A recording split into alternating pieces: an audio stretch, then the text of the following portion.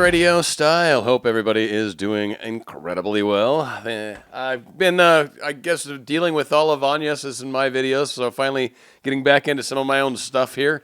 Of course, a few topics came up while we were doing the show, so this one kind of spun from there. That was, of course, Unconditionally by Katy Perry, and going out with another good song by Lifehouse, so stick around for that. This should be a pretty short one in the big picture, but what I wanted to talk about was how the concept of thought transmission actually works, the mechanisms, if you will. So, like, maybe by arming you with some additional information about what you're doing when certain behaviors arise, and I might give a couple examples, but there was one in particular that we actually talked about during our time, Anya's and I. But if you are armed with this additional help, this additional tool set, then you have a chance now to understand why changing behaviors is oftentimes a good idea. Whether or not you're being caught doing any sort of mischievous things, you start to bend your behaviors in a proper direction because you understand why it benefits you to do so. And on the other side of that, which is the side I like to talk about even more, is thought transmissions work in the positive as well. So when you're holding and endearing thoughts, things are kind of sent out in that regard. So kind of what we're talking about is how feelings get pushed out. That's kind of the key to this, right? And giving some kind of good examples here is we were talking about basically Facebook stalking. So that is kind of the concept that we're going to bounce around good side, bad side of. Not that stalking's good, but just the way behaviors on Facebook, for example, or Instagram or whatever can actually be positive. And these same thought transmissions are at play in either case. So we'll start with the good case because I think that's always more fun. So you're on your favorite, your specific someone's page, and maybe they're living far away, and that's all you're trying to manifest, just getting them back in your life closer. They work far away, and you just have to figure out how you can remedy the distance, right? So when you're on their Facebook page and you're looking at the pictures they're posting and whatnot, you've got these feelings of love, right? You feel love for this person.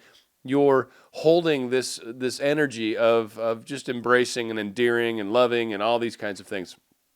What happens from his standpoint, because basically you're shooting out those emotions to him. He's your focus. Those are the feelings that are currently in existence while you're focused on him. That is what he feels. So the more sensitive he is, he's totally going to feel them. It'll hit him and be like, my baby's thinking about me. If he's someone that's not as sensitive, it'll hit him, and you might pop into his head. You might, if you're thinking loving thoughts, of course, he might go, oh yeah, so and so, I haven't talked to her in a long time. Like it might have like this little mini dialogue in his mind that's like, oh yeah, I haven't thought of her in a while. Why is she popping in my head? How weird. That energy is shot out. Now the converse of that, say for example, if you're Facebook stalking, like Anya had brought up in the show we were talking about. When you're on a site and you're looking at someone and they're your focus, now your energies are more in line with jealousy, anger, mistrust. You're going to catch him doing something because you're sure he's doing something. It's like all of these negative kinds of emotions are the feelings that are being sent to this individual. So now when you pop into their head, it's like nut job, wacko, crazy person. Like these are why is she, I'm like, oh my God, she's probably looking at my Facebook page right now thinking of crazy stuff. Like when you're sending out those kinds of energies to other people, right, while you're stalking them on Facebook, for example, everything, when you're focused on someone, everything you think, feel, and all that stuff is being sent to them. That's how thought transmissions work. That's why they're so powerful, mind you. So what you think and say and do while you're holding something in your focus is the energy bridge that you are immediately, instantly connecting. It's instant. You create that connection to you and that individual.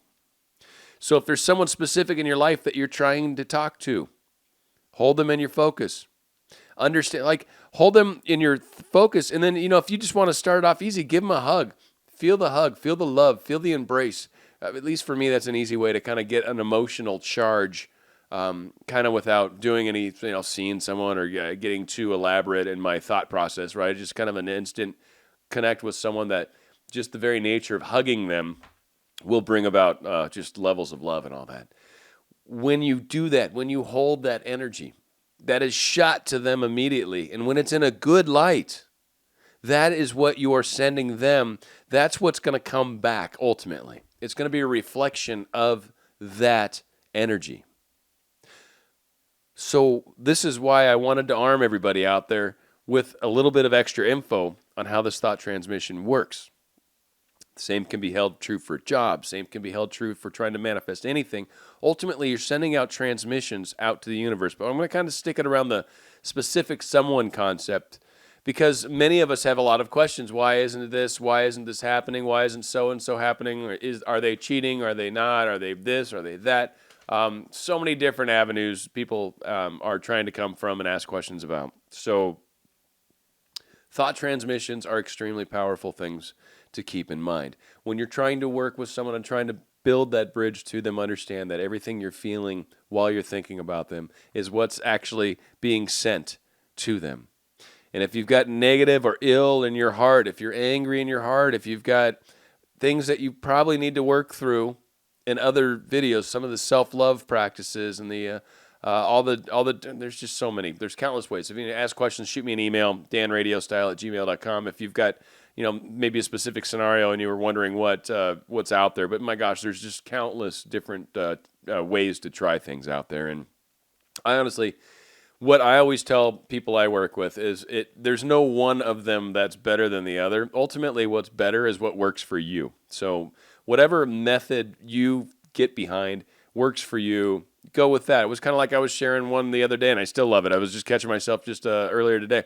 But it's all happening right now. Just reminding myself, yes, this is a process. Things are happening right now. It is not instant. Like there's a number of dots that still, kind of need to be connected, and it just has to happen in its own time, and it is in process, and there's a lot of evidence to suggest that. So to wrap it all up in a final little pretty bow, thought transmissions are what we are holding within ourselves when we think of someone we care about. Whatever energy we're holding in our hearts at that time is what we broadcast to them and anyone else around, mind you. But generally speaking, to them, it's like a cell phone call with someone that just blah blah blah blah blah talking real loud. You don't necessarily hear the other side of it, maybe, unless you're tuning in. But it's that same thing. Like you can pick it up if you're sitting next to someone that's broadcasting and you're slightly sensitive. You'll certainly pick up what they're transmitting in a lot of cases, or you'll feel that energy.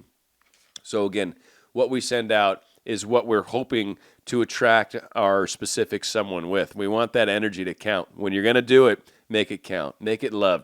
If you're coming from frustration and coming from anger and coming from places like that, make sure you're meditating beforehand. Make sure you're getting yourself is in a good, calm state as possible. Then create the thought bridge with them, the thought transmission. And create that then when you're in the right frame of mind. If you know that there's frustration or things that maybe you haven't forgiven yet or whatever. There's so many different scenarios. We hear countless many of them. So that, I think, will make an enormous difference for a lot of you. If you keep that in mind, that's the mechanism. That's how it works. That's why it matters so much. So try to keep in your heart all the right things when you're thinking about your special people, and you'll be amazed at the progress you'll see, the communications, the little synchronicities. We've talked about signs and markers along the way, and Agnes and I, which I think is the definite few shows I'll be doing. I just love that concept. That's one of my favorite concepts because I see so many fun little coincidences every day, and I just call them that because it's fun.